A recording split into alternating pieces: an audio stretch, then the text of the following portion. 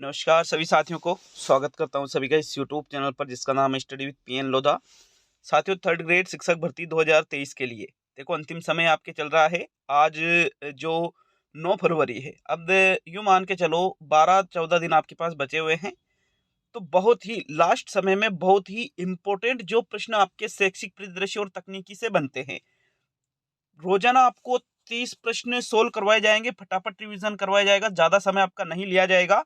और जो निश्चित रूप से सिलेक्शन चाहते हैं वो इस वीडियो को पूरा देख करके जाइएगा साथियों, क्योंकि बेहद परीक्षा उपयोगी प्रश्न आपको इस वीडियो में देखने को मिलेंगे और आने वाले दिनों में भी आपको बिल्कुल परीक्षा उपयोगी प्रश्न देखने को मिलने वाले हैं। तो चलेंगे। देखो पहला प्रश्न क्या है, आपके पहला प्रश्न देख लेते हैं। देखिए प्रत्येक जो प्रश्न है आपके 1 नंबर का है और प्रश्न को गलत करने पर 1/3 नंबर आपके कम किए जाएंगे साथियों। तो पहला प्रश्न देख लेते हैं। प्रश्न नंबर 1 क्या है आपका, शिविरा पत्रिका का अंतिम अंक किस माह में प्रकाशित होता है? मार्च में, अप्रैल में, मई में, जून में? फटाफट रिवीजन करेंगे साथियों, ज्यादा टाइम लेंगे नहीं। देखो पहले प्रश्न का आंसर देखे तो तीसरा विकल्प आपका सही है। याद रखना है, शिविरा पत्रिका का जो अंतिम अंक है ये किस माह में प्रकाशित होता है? मई के महीने में ये प्रकाशित होता है साथियों। बात करें इसका प्रथम अंक कब प्रकाशित होता है शिविरा का, तो प्रथम अंक इसका जुलाई में प्रकाशित होता है। शिविरा का पूरा नाम सभी को याद होना चाहिए, शिक्षा विभाग राजस्थान है। और साथियों शिविरा पत्रिका शिक्षा विभाग की एक मासिक पत्रिका है जो हर महीने जारी की जाती है। प्रथम तो कब, जुलाई में, और अंतिम कब, मई में। क्लियर है सभी के? चलिए दूसरे प्रश्न की ओर बढ़ेंगे साथियों। दूसरा प्रश्न है आपके, गार्गी पुरस्कार योजना जो 1998 में आरंभ की, जिसे बसंत पंचमी पर दिया जाता है, में वर्तमान में कुल कितनी राशि एक मुश्त दी जाती है? 3,000, 4,000, 5,000, 6,000? 3-4 चीजें एक साथ क्लियर होती है इस प्रश्न से। क्या क्या कि गार्गी पुरस्कार कब शुरू की गई? गार्गी पुरस्कार योजना 1998 में। कब दिया जाता है गार्गी पुरस्कार? बसंत पंचमी पर दिया जाता है। पहले इसमें राशि 5,000 थी, लेकिन वर्तमान में इसकी राशि जो है 6,000 रुपए है साथियों। टोटल 6,000 बिल्कुल आपके जो चौथा विकल्प है दूसरे प्रश्न का सही उत्तर है। प्रश्न संख्या 3 की ओर बढ़ेंगे। तीसरा प्रश्न देखेंगे, इनमें से षष्ठम व अंतिम चरण में 2013 में कौन से जिले में डाइट की स्थापना की गई? गंगानगर, हनुमानगढ़, धौलपुर या प्रतापगढ़? तो देखो छठा और अंतिम चरण जो था 2013 में जो जिस जिले में डाइट की स्थापना की गई थी, तो साथियों वो कौन सा जिला है? प्रतापगढ़ जिला है मित्रों। चौथा विकल्प आपके तीसरे प्रश्न का सही उत्तर है। नेक्स्ट प्रश्न संख्या 4 की ओर बढ़ेंगे। चौथा प्रश्न है, मुख्यमंत्री राजश्री योजना का शुभारंभ कब किया गया? 1 जून 2014, 1 जून 15, 1 जून 16 या 1 जून 2017? बहुत ही इंपॉर्टेंट योजना है साथियों, एग्जाम के लिए बेहद उपयोगी प्रश्न है ये। राजश्री योजना से प्रश्न आने के पूरे पूरे चांसेज है। और मुख्यमंत्री राजश्री योजना जो है ये 1 जून 2016 को इसका शुभारंभ किया गया। और टोटल इसमें अलग अलग चरणों में साथियों टोटल 50,000 रुपए की आर्थिक सहायता इस योजना के माध्यम से की जाती है। बिल्कुल याद रख रहे हैं, राजश्री योजना कब? 1 जून 2016। थर्ड विकल्प आपके चौथे प्रश्न का सही आंसर है। प्रश्न संख्या 5 की ओर बढ़ेंगे। देखो अब मैं उन प्रश्नों को ही लाऊंगा जो बहुत ज्यादा इंपॉर्टेंट है साथियों, ठीक है? उन प्रश्नों को लेकर आऊंगा अब आपके एग्जाम तक। नो बैग डे के लिए कक्षा 6 से 8 हेतु कौन से समूह का निर्माण किया गया है? अंकुर, प्रवेश, दिशा और क्षितिज? तो देखो पांचवें प्रश्न का आंसर देखें तो नो बैग डे प्रत्येक शनिवार को आयोजित किया जाता है। और कक्षा 6 से 8 के लिए जिस समूह का निर्माण इसमें किया गया उस समूह का नाम क्या है साथियों? दिशा समूह है। विकल्प नंबर 3 आपके पांचवें प्रश्न का सही उत्तर है। आप ये सभी समूह आपको पता होना चाहिए कि कक्षा 1-2 के लिए अंकुर समूह का निर्माण किया गया, कक्षा 3 से 5 के लिए प्रवेश समूह का निर्माण किया गया, 6 से 8 के लिए दिशा समूह का निर्माण किया गया, और 9 से 10 के लिए क्षितिज समूह का निर्माण किया गया, और कक्षा 11वीं-12वीं के लिए उन्नति समूह का निर्माण किया गया। बहुत इंपॉर्टेंट योजनाएं हैं, बहुत इंपॉर्टेंट यहाँ से प्रश्न आपके बनते हैं। सभी चीजें आपको क्लियरली याद होना चाहिए। नेक्स्ट प्रश्न नंबर 6 को देख लेते हैं। मुख्यमंत्री अशोक गहलोत ने कब अनुप्रति कोचिंग योजना का प्रपत्र जारी किया था साथियों? 5 जून 21, 5 जुलाई 21, 5 अगस्त 21 और 5 सितंबर 21? देखो टोटल 20 प्रश्न आने वाले हैं यहाँ से। इसमें सारी चीजें मैंने सम्मिलित की, टोटल 20 के और 25 प्रश्न आएंगे तकनीकी के भी मिला करके। तो साथियों तो ये 25 प्रश्न बहुत ज्यादा इंपॉर्टेंट, मतलब बहुत ज्यादा मैटर करते हैं सिलेक्शन के लिए। और आप एग्जाम तक में लास्ट में उन्हीं प्रश्नों को शामिल कर रहा हूं जो एग्जाम में आने लायक है मित्रों। तो छठे प्रश्न का आंसर देखें तो मुख्यमंत्री अशोक गहलोत जी के द्वारा जो अनुप्रति कोचिंग योजना है इसका प्रपत्र कब जारी किया गया था साथियों? 5 जून 2021 को। पहला विकल्प आपके छठे प्रश्न का सही आंसर है। नेक्स्ट 7वें प्रश्न की ओर बढ़ेंगे साथियों। प्रश्न नंबर 7 है, शिक्षा वाणी के संदर्भ में कौन सा कथन असत्य है? शिक्षा वाणी के बारे में असत्य कथन का आपको चयन करना है। पहला विकल्प है शिक्षा वाणी का प्रसारण आकाशवाणी रेडियो स्टेशन 25 के माध्यम से होता है। शिक्षा वाणी का प्रारंभ 11 मई 2020 को व पुनः प्रारंभ 21 जून 2021 को हुआ। शिक्षा वाणी के लिए गुणवत्तापूर्ण शिक्षण सामग्री का निर्माण एनसीईआरटी के नेतृत्व में, और इसका आदर्श हुआ कि प्यारे बच्चों कान लगाओ, बढ़ते जाओ, पढ़ते जाओ। तो साथियों, ये जो प्रश्न संख्या 7 है, इसमें शिक्षा वाणी के बारे में आपको असत्य कथन का चुनाव करना है। देखो इसमें कितनी सारी चीजें क्लियर हो रही कि भाई इसका आदर्श वाक्य क्या है शिक्षा वाणी का, प्यारे बच्चों कान लगाओ, पढ़ते जाओ, बढ़ते जाओ। आरंभ कब हुआ? 11 मई 20। पुनः आरंभ कब हुआ? 21 जून 21। ठीक है। और इसका प्रसारण किसके माध्यम से किया जाता है? रेडियो के माध्यम से। कौन से? स्टेशन 25 से। लेकिन साथियों, ये तीसरा विकल्प गलत कह रहा है, क्योंकि एनसीईआरटी के नेतृत्व में इसकी गुणवत्तापूर्ण शिक्षण सामग्री का निर्माण नहीं होता है। थर्ड विकल्प आपके प्रश्न नंबर 7 का सही आंसर है साथियों। नेक्स्ट 8वें प्रश्न की ओर बढ़ेंगे। तो देखो 8वां प्रश्न है, महिला अधिकारिता विभाग के द्वारा इनमें से किस योजना के अंतर्गत विद्यालयों में सैनिटरी नैपकिन उपलब्ध करवाए जाते हैं? इंदिरा प्रियदर्शिनी पुरस्कार योजना, मुख्यमंत्री हमारी बेटी योजना, उड़ान योजना और गरिमा बालिका संरक्षण योजना। देखो आपने जो गवर्नमेंट की बसें है ना राजस्थान में, साथियों उन गवर्नमेंट की बसों के पीछे पोस्टर चिपके होते हैं जो गवर्नमेंट के द्वारा जो योजना चलाई जाती है, और उसमें बिल्कुल उड़ान योजना आपने कई बार पढ़ लिया होगा, और ये वही उड़ान योजना है जिसके अंतर्गत महिला अधिकारिता जो विभाग है वो सैनिटरी नैपकिन उपलब्ध करवाता है साथियों विद्यालयों में। थर्ड विकल्प आपके प्रश्न नंबर 8 का सही आंसर है। नेक्स्ट 9वें प्रश्न की ओर बढ़ेंगे साथियों।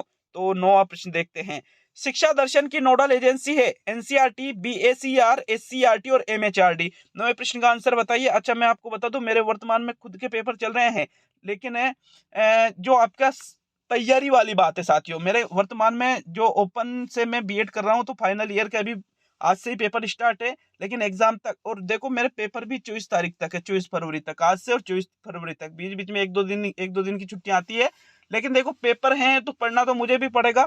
आपके लिए भी वीडियो आएंगे, और ऐप पर study with PN Lodha app पर फिर भी आपके लिए साथियों पूरे 150 प्रश्नों वाला टेस्ट वापस कल आपके सामने उपस्थित हो जाएगा। ठीक है, पूरे 150 प्रश्नों वाला। लेवल 1 के लिए marathon paper number 15, level 2 SST के लिए मैराथन पेपर नंबर 12, और लेवल 2 हिंदी के लिए मैराथन पेपर नंबर 13 उपलब्ध करवा दिया जाएगा साथियों कल ही। तो देखो इतना आपके लिए किया जा रहा है 24 घंटे में से ये मान के चलो कि भाई 14 15 घंटा काम किया जा रहा है। तो आप भी अपनी पूरी मेहनत से अपना मन लगाकर तैयारी कीजिएगा साथियों। लास्ट में ऐसा नहीं हो कि आप थोड़ी ढिलाई बरत लो। 9वें प्रश्न का आंसर देख लेते हैं। शिक्षा दर्शन की जो नोडल एजेंसी है वो एससीईआरटी है। थर्ड विकल्प आपके 9वें प्रश्न का सही उत्तर है मित्रों। चलिए आगे बढ़ेंगे प्रश्न संख्या 10 की तरफ। 10वां प्रश्न देख लेंगे, बालिका प्रोत्साहन पुरस्कार योजना कब आरंभ की गई? 2007, 8, 8, 9, 9, 10 और 10, 11। कौन सी योजना की बात की जा रही है साथियों? बालिका प्रोत्साहन पुरस्कार योजना की बात की जा रही है, और इस योजना का आरंभ किया गया 2008-9 में मित्रों। दूसरा विकल्प आपके प्रश्न नंबर 10 का सही आंसर है। देखो आज का जो सेकंड वीडियो आएगा वो 2 बजे के बाद में आएगा। ठीक है, 2 बजे के बाद में आएगा। ये पहला वीडियो तो मैंने जैसे तैसे डाल दिया है, लेकिन सेकंड वीडियो जो है ये 2 के तो बाद में आएगा, 3 तक आ जाएगा साथियों। नेक्स्ट ये प्रश्न संख्या 11 की ओर बढ़ेंगे। तो चलिए 11वां प्रश्न देखेंगे। अच्छा, आपको ये भी पता होना चाहिए, बालिका प्रोत्साहन पुरस्कार योजना में कक्षा 12 के अंतर्गत 5,000 रुपए भी दिया जाता है बसंत पंचमी पर, जैसे गार्गी पुरस्कार दिया जाता है कक्षा 10वीं के बालिकाओं को, और जो ये आपके बालिका प्रोत्साहन पुरस्कार योजना है ये कक्षा 12वीं की बालिकाओं के लिए, जिसमें 5,000 रुपए की राशि दी जाती है। तो साथियों यहाँ आपके 10वें प्रश्न में कौन सा सही है? दूसरा विकल्प। 11वें प्रश्न की ओर बढ़ेंगे मित्रों। आरटी 2009 की कौन सी धारा में सतत व समग्र मूल्यांकन का समर्थन किया गया? धारा 29, धारा 27, 25 और धारा 23। तो 11वें प्रश्न का आंसर देखते हैं। भाई आरटी 2009 की वह धारा जिसमें सतत व समग्र मूल्यांकन का क्या किया गया? समर्थन किया गया। वो कौन सी धारा है? धारा नंबर 29 में आपको ये उल्लेख देखने को मिल जाएगा। पहला विकल्प 11वें प्रश्न का सही आंसर है साथियों। प्रश्न संख्या 12 को देखते हैं। 12वां प्रश्न है आपके, विद्यालय प्रबंधन समिति की कौन सी धारा में साधारण सभा की बैठकों का वर्णन किया गया है? धारा 8, 9, 10 और 11। तो देखो 12वें प्रश्न का आंसर देखिए, विद्यालय प्रबंधन समिति एसएमसी की बात है। एसएमसी की वह धारा जिसमें साधारण सभा की बैठकों का वर्णन मिलता है, वो कौन सी धारा है? धारा नंबर 10 है साथियों। थर्ड विकल्प 12वें प्रश्न का सही आंसर है। नेक्स्ट 13वें प्रश्न की ओर बढ़ेंगे। तो प्रश्न नंबर 13 है आपके, लहर कक्षा में कहां तक की सभी कक्षाओं के लिए लहर कक्षा कक्ष स्थापित करना है? कक्षा 1 से 5, कक्षा 1 से 8, कक्षा 1 से 10 और कक्षा 1 से 12। भाई 13वें प्रश्न का आंसर देखें तो लहर जो योजना है इसके अंतर्गत जो लहर कक्षा कक्ष स्थापित किए जा रहे हैं वो कौन सी कक्षा से कौन सी कक्षा तक स्थापित किए जा रहे हैं, तो कक्षा 1 से 5 तक के जो बालक बालिकाएं हैं इनके लिए, मतलब प्राथमिक विद्यालयों के लिए कक्षा कक्ष स्थापित किए जा रहे हैं। कौन से? लहर कक्ष। प्रथम विकल्प आपके 13वें प्रश्न का सही आंसर होगा साथियों। प्रश्न संख्या 14 को देख लेते हैं। 14वां प्रश्न है, डॉक्टर के कस्तूरी रंगन समिति का गठन कब किया गया? अप्रैल 17, मई 17, जून 17 या जुलाई 17?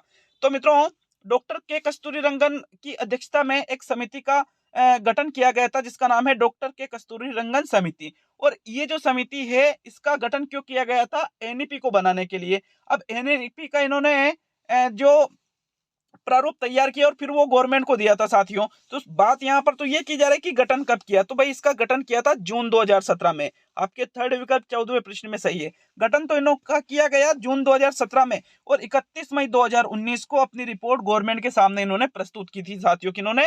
डॉक्टर के कस्तूरी रंगन समिति ने, जो एनईपी 2020 के लिए बनाई गई थी। यहाँ आपके थर्ड विकल्प 14वें प्रश्न का आंसर है। प्रश्न नंबर 15 को देखते हैं साथियों। 15वां प्रश्न है आपके, इनमें से कौन सा एक उपचारात्मक कार्यक्रम है? मिशन समर्थ कार्यक्रम, ई कक्षा कार्यक्रम, बैक टू स्कूल और देववाणी ऐप। तो जो एक उपचारात्मक कार्यक्रम है वो आपको 15वें प्रश्न में देखना है। भाई देववाणी ऐप तो संस्कृत के लिए ये तो है ना। मिशन समर्थ कार्यक्रम और ई कक्षा कार्यक्रम ये उपचारात्मक कार्यक्रम नहीं है, बल्कि उपचारात्मक कार्यक्रम कौन सा है? बैक टू स्कूल एक उपचारात्मक कार्यक्रम है मित्रों। 15वें प्रश्न में आपके थर्ड विकल्प सही रहेगा। देखो, बैक टू स्कूल कार्यक्रम जो एक उपचारात्मक कार्यक्रम है इसकी शुरुआत की गई 21 जून 2021 को। कब की गई? 21 जून 2021 को। यहाँ आपके थर्ड विकल्प सही रहेगा 15वें प्रश्न में। 16वें प्रश्न की ओर बढ़ेंगे साथियों। प्रश्न 16 है, राष्ट्रीय शिक्षा नीति 2020 में मानव संसाधन विकास मंत्रालय का नाम बदलकर क्या रखा गया है? मानवीय मंत्रालय, विकास मंत्रालय, तकनीकी मंत्रालय और शिक्षा मंत्रालय। तो भाई पहले इसका नाम, शिक्षा मंत्रालय का नाम क्या था? मानव संसाधन विकास मंत्रालय। लेकिन एनईपी 2020 के अंतर्गत साथियों मानव संसाधन विकास मंत्रालय का नाम बदलकर क्या किया गया? शिक्षा मंत्रालय किया गया। फोर्थ विकल्प आपके 16वें प्रश्न का सही आंसर है। नेक्स्ट 17वें प्रश्न की ओर बढ़ेंगे साथियों। प्रश्न नंबर 17 है, दीक्षा राइज के उद्देश्यों में सम्मिलित उद्देश्य कक्षा 1 से कक्षा 12 तक की सभी पुस्तकों पर क्यूआर कोड उपलब्ध करवाने के संदर्भ में सबसे पहले कक्षा 9 व 10 की कौन सी पुस्तक पर क्यूआर कोड लगाया गया? गणित व विज्ञान की पुस्तक पर, हिंदी व अंग्रेजी की पुस्तक पर, संस्कृत व सामाजिक पुस्तक पर और इनमें से कोई नहीं। क्यूआर कोड का मतलब सभी समझते हैं। आप नॉर्मली जब बाजार में जाते हो, दुकान पर जाकर आपके पास कैश में पेमेंट नहीं है तो आप फोन पे है, पेटीएम है, गूगल पे ये करते हो साथियों। अब यहाँ ये स्कैन करके करते हो क्यूआर कोड के माध्यम से। अब ये जो पुस्तकें हैं इन पर भी एक क्यूआर कोड का निर्माण किया गया जिसको स्कैन करके आप पूरी पुस्तक खोल सकते हो ऐप के माध्यम से। तो बिल्कुल सबसे पहले ये जो क्यूआर कोड योजना चलाई गई 9वीं 10वीं की जो पुस्तकें थी, कौन सी पुस्तकें थी? वो गणित और विज्ञान की पुस्तकों पर सबसे पहले क्यूआर कोड लगाया गया कक्षा 9वीं और कक्षा 10वीं की किताबों पर। तो पहला विकल्प आपके 17वें प्रश्न का आंसर है। नेक्स्ट 18वें क्वेश्चन की ओर बढ़ेंगे मित्रों। 18वां प्रश्न क्या है? आरटी 2009 की किस धारा में विद्यालय प्रबंधन समिति का वर्णन किया गया है? धारा 21, धारा 20, धारा 19 और धारा 18। बहुत ही इंपॉर्टेंट प्रश्न। आरटी 2009 की वह धारा जिसमें हमें विद्यालय प्रबंधन समिति, स्कूल मैनेजमेंट कमेटी का वर्णन देखने को मिलता है, वह धारा कौन सी है साथियों? धारा नंबर 21। धारा 21 वो धारा है। विकल्प एक आपके 18वें प्रश्न का आंसर है। नेक्स्ट 19वें प्रश्न की ओर बढ़ेंगे साथियों। प्रश्न नंबर 19 है, एडुसेट का निर्माण किसने किया था? न्यूपा, एमएचआरडी, एनसीईआरटी और इसरो। तो इनमें से जिसके द्वारा एडुसेट का निर्माण किया गया उसका क्या नाम है साथियों? एडुसेट एजुकेशनल सैटेलाइट है जिसका निर्माण इसरो के द्वारा किया गया। विकल्प नंबर 4 आपकी प्रश्न संख्या 19 का सही उत्तर है। नेक्स्ट 20वें प्रश्न की ओर बढ़ेंगे साथियों। तो चलिए प्रश्न नंबर 20 को देख लेते हैं। इंदिरा प्रियदर्शनी पुरस्कार योजना कब आरंभ हुई? 10-11, 12-13, 14-15 और 16-17। तो भाई इंदिरा प्रियदर्शनी पुरस्कार योजना की बात की जा रही है, इसका शुभारंभ कब किया गया था? 20वें प्रश्न का आंसर देख लेते हैं साथियों।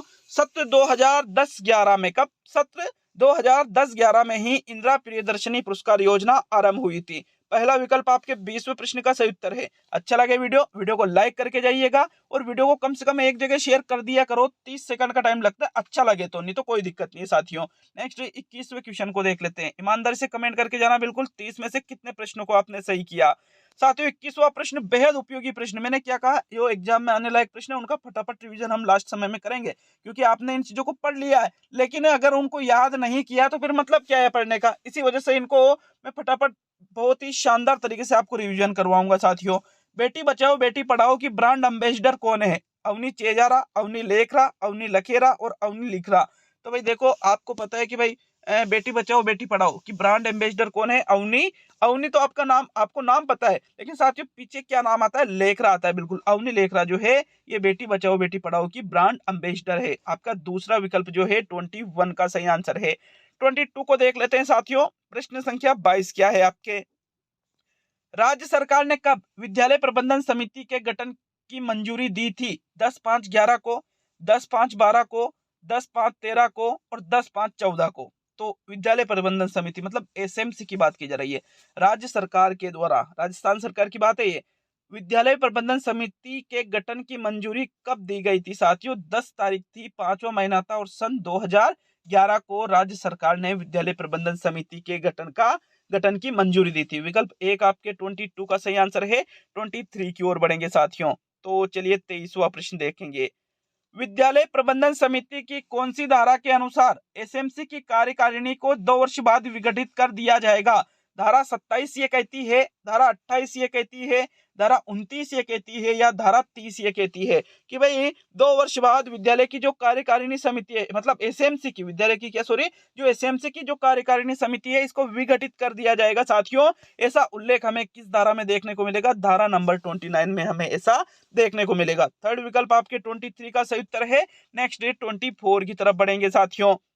24वां प्रश्न है, एचडीएमसी के गठन को राज्य सरकार ने कब मंजूरी दी थी?